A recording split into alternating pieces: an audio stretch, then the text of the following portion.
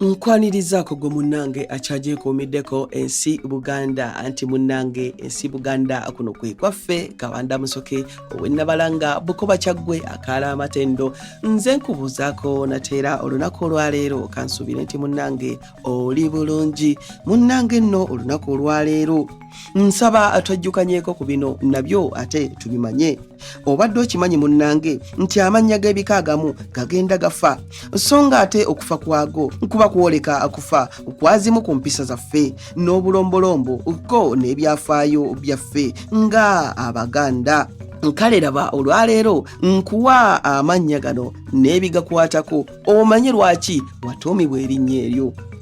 Erinnya Mawanda munnange erinnya lino litandikira ku Ssekabaka Ndawula omu ku bakazi be Nakidde Luyiga bwe yafuna olubuto ne lumuyisa bubi nnyo ng'awandawanda buli kiseera era lumu Kabaka yamugoba ku mmere olw'okuwandawanda ng'agamba nti awanda mu mmere.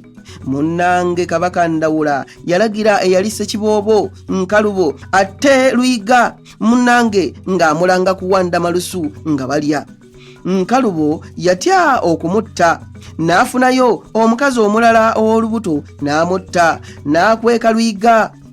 Bwe yazaala omulangira Nkalubo n'amutwalira Kabaka era bwe yalaba omwana ng'amufaanana ate n'ajjukira nnyina bwe yawandawanda ng'amalusu nga balya kwe kumutuuma Mawanda. Laba munnange akatabo ekitiibwa kya Buganda okumanya ebisingawo.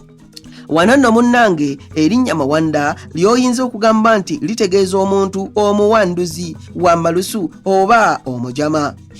Abange ebyo nno osiibisuseekaawo wabula munzikirize nzire ennabalanga Bukoba Kyaggwe tuddiŋŋana ate mu kitundu ekirala ng'ate munnange nkuwa ebirala. Ayi Katonda kuuma Namulondo.